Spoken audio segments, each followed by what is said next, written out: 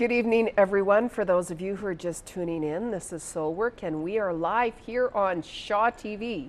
And I'm your host, Jeni Cousins. And on tonight's show, I have my guest, Dr. Owen Schwartz. And we have officially opened up the phone lines, Calgary. Yay! And that number is 403-539-6710. So if you have a question for myself and Owen, give us a call. Feel free. Yay. We'll keep talking. Of course we keep talking now. And I'm glad actually we have a little space right now because I wanted to ask you, now I know that you do regression hypnosis. Right. How does that work with you? So I've always called it soul journeys. But wonderful. regression hypnosis is the common term. But really we have so much, as you know, in our unconscious mind. We remember everything, but we forget we remember it because in our conscious mind, our awareness is limited.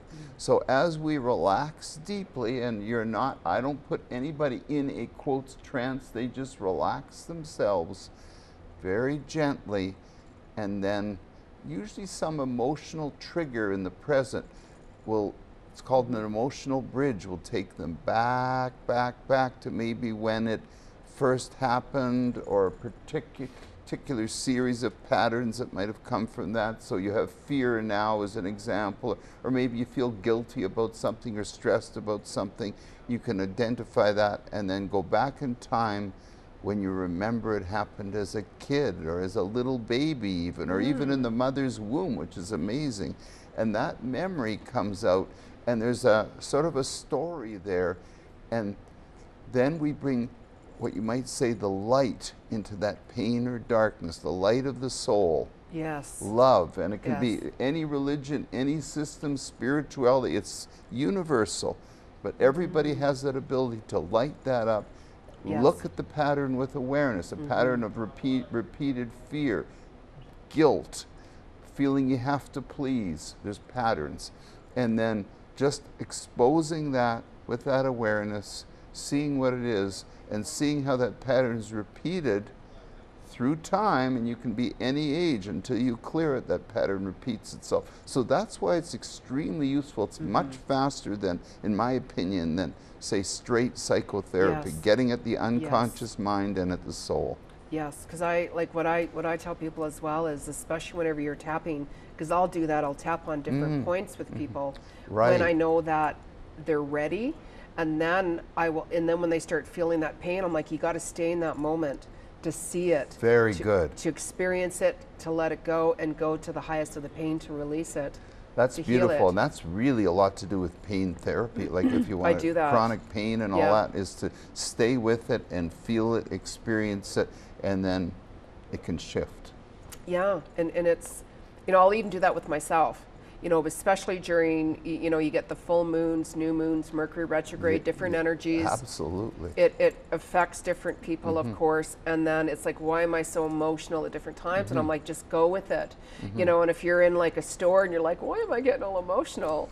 I'll say, Spirit, okay, stop it right now. If you got to bring that up, do it, but wait till I'm safe and outside or on my own or whatever like that, and then you can bring it on. I think that's really wise, Jeni, because that's like cognitive training. Like to train your mind is very important so that you can, because otherwise if you just allow emotion free, like just total freedom, you're the victim of emotion. Yes. And you have to be the victor. You have to control, not to be so controlling, but to control emotion so it's appropriate, so it channels itself. Yeah, it's the only way to heal.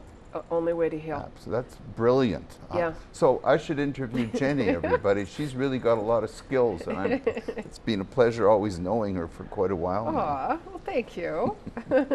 It's wonderful being connected with you as well. Thank you. Definitely, because you're really good with people, like really good with people. What, for you, is your definition of God? I want to hear your definition of God.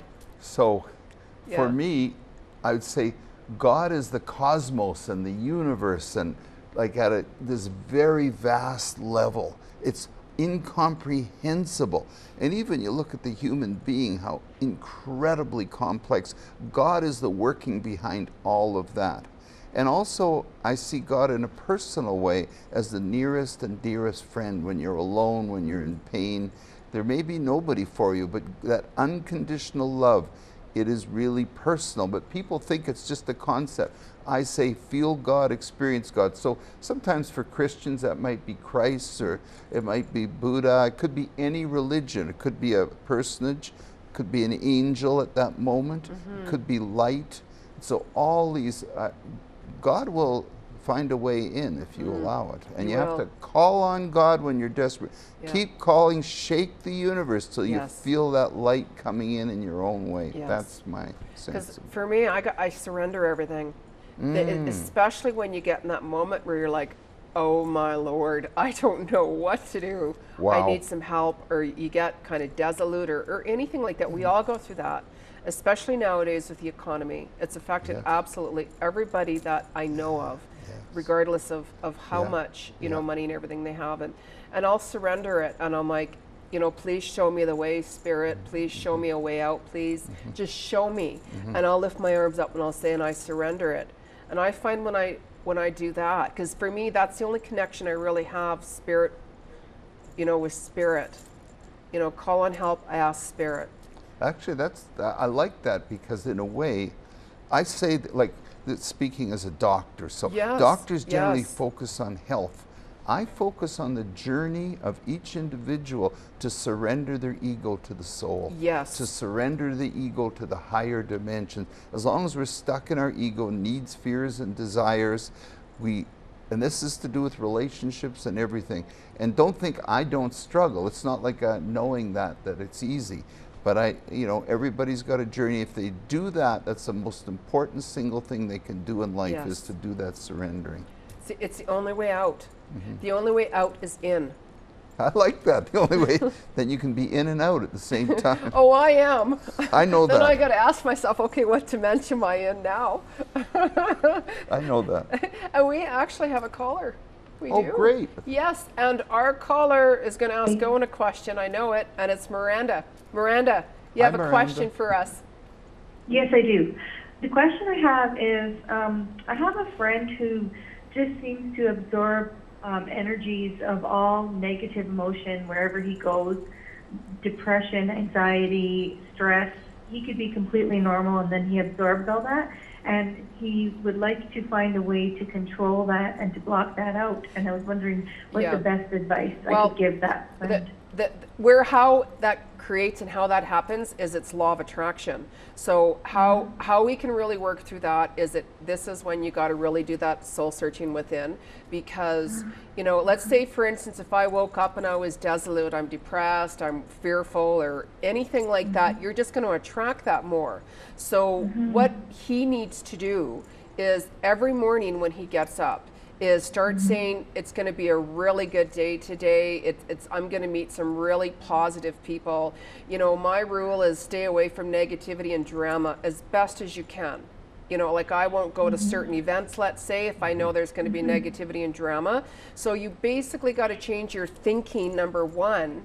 It's balance your mind with your thoughts into being positive, regardless of what. And what you're going to find is when you do that, you train your thoughts, you won't attract negative situations and, you know, that type of energy to you. Because it's like I'll go out and I'll read the energy just like that, and I'm like, I'm not going over there because it's negative, or I'll distance from this and that.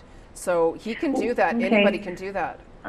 How do you train yourself though, like if you're in a situation where you work with that person, so you have no choice, you have to be around certain people that have that energy? I understand that. Like what I would personally do is what you can do is, it's like I don't, you know, if I was in a work environment, let's say, there's always, you know, positive and negative. Absolutely. And it's like I don't, you know, go towards the negativity unless I have to. And it's like if I have to go up to somebody who I know is negative or drama or whoever like that, you know, the first thing I do is I put a mirror up against myself and have that mirror face them. So what negativity they're trying to say to me, let's say from ego, is it goes right back to them. And as long as you stay calm, it's like if you see somebody who's being negative, they're in a lot of pain because it's their ego that's expressing itself.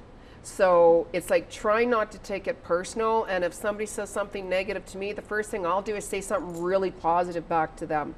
It's like go to Safeway, you grab some milk, you pay for it, and you know the cashier is really negative. I'd say, you know what, have a really great day today, or you know what, I love your hair. You say something positive to them, because boom, boom, boom, it can really snap and change a person's energy just like that. So it really can. Absolutely, and all that is wise. That's very, very good.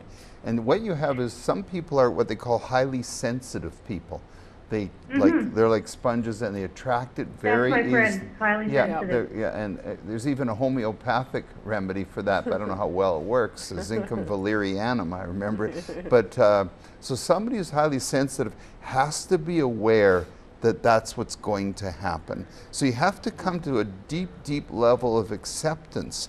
And then it's called mindfulness. We're just mindful of it. And the idea is just be the witness of what's going on. What the person does, and this is what Jeni was getting at, when you have sadness yourself or pain, then you attach to it. But if it just goes through you and flows through you, it isn't the same. So the practice of that is meditating on the light, realizing that's our reality. Our reality isn't out there, and we don't have to take it in. You have to actually affirm that. You have to practice before you say go to work or go out. Yes. You have to get in the zone we're talking about. Mantras. Get into that love zone, that peace zone, and recognize it, but don't attach. Does that make sense, not to attach to it, Miranda?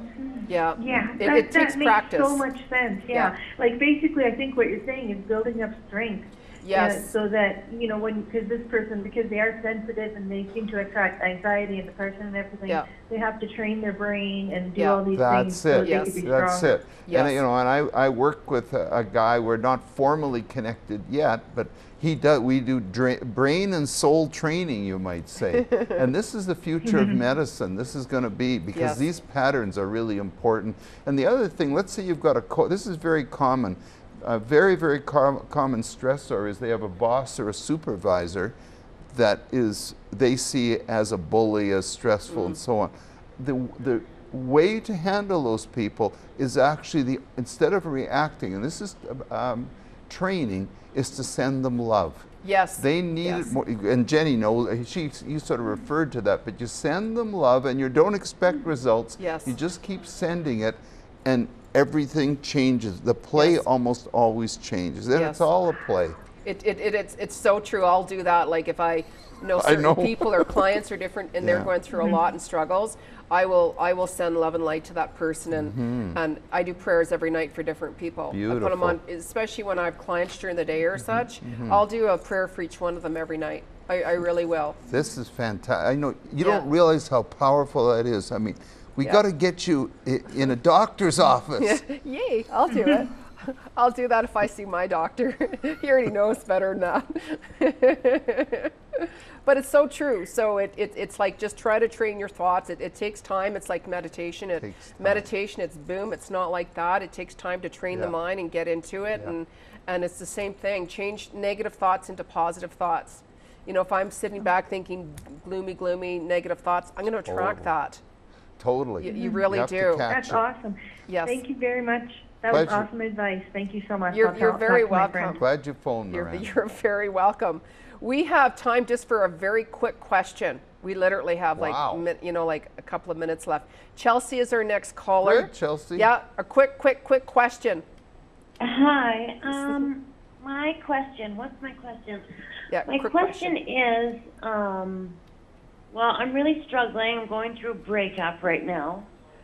It's a good thing. My question is, honestly, it is do you actually. see me coming out positive in this breakup? Yeah, I'm going to comment on this. Becoming negative for my life. Quick. Okay, very quick. See spirit as the doer. Don't have any blame, shame around it. Just allow what's going to happen. Stay neutral. I know there's a lot of emotion, but try to stay neutral and love yourself, and even send love to the partner. It's in a drama, and you just let it go. Spirit is the doer.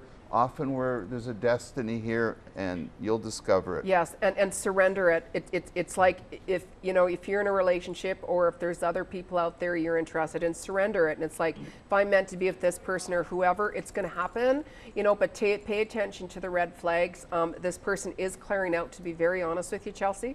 And there is somebody else coming in next year for you. But, I'm getting She the does that work. I can't do that. But I'm getting the wrap-up sign. I'm getting the wrap-up sign. So unfortunately already. Thanks, Chelsea. Yes, thank you for the callers phoning in. We could spend very easily all night speaking with each one of you. We should. Yeah, I know. And I want to thank Owen Schwartz for coming on the show. It's always a pleasure to see you. And anyone who wants to see Owen, by all means do so. He's awesome, completely awesome. You're very welcome.